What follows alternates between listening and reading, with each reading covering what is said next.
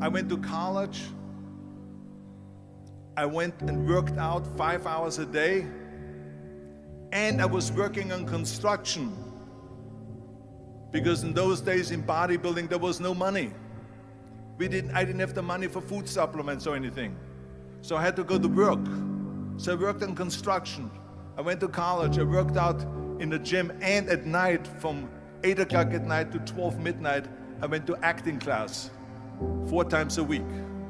So I did all of that. There was not one single minute that I wasted. And this is why I'm standing here today. With the age of 20, I went to London and I won the Mr. Universe contest as the youngest Mr. Universe ever. And it was because I had a goal. You see, if you don't have a vision of where you go, and if you don't have a goal where you go, you drift around and you never end up anywhere. 74% hate their job in America. The majority of people don't like what they're doing because they're really not doing it because they didn't have a goal and they followed this goal. They just aimlessly drift around, and then all of a sudden there's a job opening, so they get that job because you have to work. But then when you work, it's a chore. It's work. It's not fun. So if you think about, only a quarter of the people really enjoy what they're doing in life. So people always ask me, when they saw me in the gym in the pumping iron days, they say, why is it that you're working out so hard? 5 hours a day, 6 hours a day, and you have always a smile on your face. The others are working out just as hard as you do, and they look sour in the face. Why is that? And I told people all the time, I said, because to me, I'm shooting for a goal. In front of me is the Mr. Universe title. So every rep that I do gets me closer to accomplishing that goal, to make this goal, this vision, turn into reality. Every single set that I do, every repetition, every weight that I lift will get me a step closer to turn this goal into reality. So I couldn't wait to do another 500-pound squat. I couldn't wait to do another 500-pound bench press. I couldn't wait to do another 2,000 reps of sit-ups. I couldn't wait for the next exercise. So let me tell you something, visualizing your goal and going after it makes it fun. You got to have a purpose no matter what you do in life. You got to have a purpose. And Muhammad Ali worked his butt off. And I saw it firsthand. And I remember that there was a sports writer that was there in the gym when he was working out and he was doing sit-ups. And they asked him, how many sit-ups do you do? And he said, I don't start counting until it hurts. Now think about that. He doesn't start counting his sit-ups until he feels pain. That's when he starts counting. That is working hard. And so you can't get around the hard work. It doesn't matter who it is. Work your ass off. There is no magic pill. There is no magic out there. You cannot get around. You have to work and work and work. Make sure of this and make sure of that and all that stuff. So it's work. And it drives me crazy when people say they don't have enough time to go to the gym for 45 minutes a day and work out. Or to do something for 45 minutes to an hour a day to improve. If it is physically improve or if it is mentally to improve. Imagine you read 1 hour a day about history. How much you will learn after 365 hours in 1 year. Think about if you study about the history of musicians, of composers, how much you would know. Imagine if you would work on a business, on some business that you want to develop every day for an hour. Imagine how further along you will go and get. So it drives me nuts because when people say we don't have the time, we have 24 hours a day. We sleep 6 hours a day, so that gives you still 18 hours. So there's someone shaking their head out here in front. They say probably, I don't sleep 6 hours, I sleep 8 hours, right? Or just sleep faster. So we have 18 hours a day. The average person works around 8 to 10 hours. So let's assume it's 10 hours, so we have 8 hours left. Then you travel around an hour a day, maybe 2 hours a day. So now you have still 6 hours left. So what do you do with these 6 hours? What do you do with these 6 hours? Then we eat a little bit, then we schmooze a little bit, talk a little bit to people and all that stuff. But you can see how much time there is available if you organize your day. So you got to work hard. I hate plan B. And I tell you why. Because we have so many doubters, as I've said earlier, the no-sayers.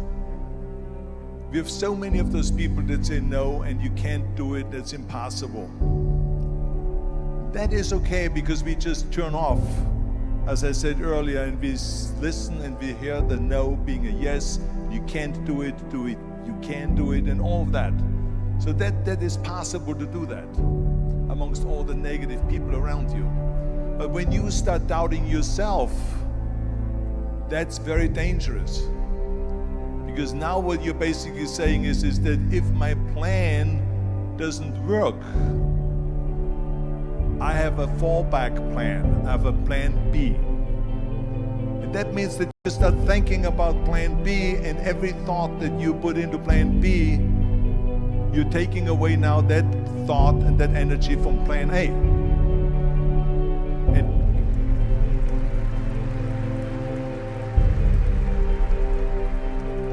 And it's very important to understand that we function better if there is no safety net, because plan B becomes a safety net. It says that if I fail, then I fall and I get picked up and I have something else there that will protect me. And that's not good, because people perform better when there's no safety net. People perform better in sports and everything else if you don't have a plan B.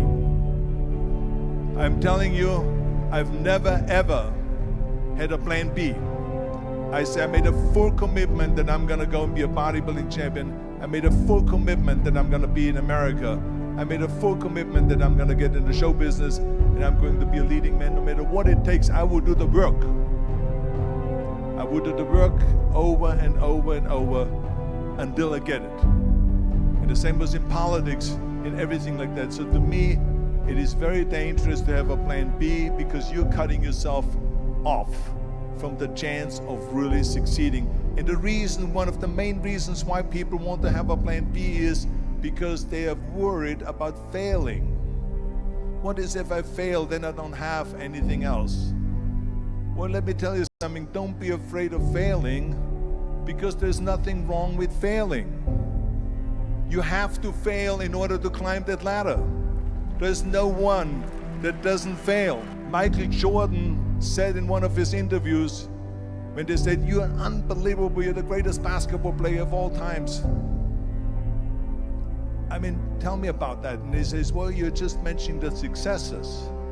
But he says, for me to become the greatest basketball player, I missed 9,000 shots when I was playing basketball at the NBA games. So during these games that he was so successful, he missed 9,000 shots.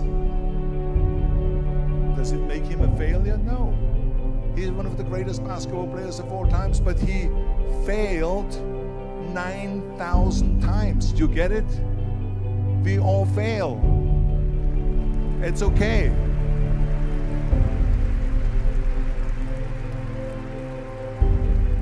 What is not okay is that when you fail, you stay down. Whoever stays down is a loser.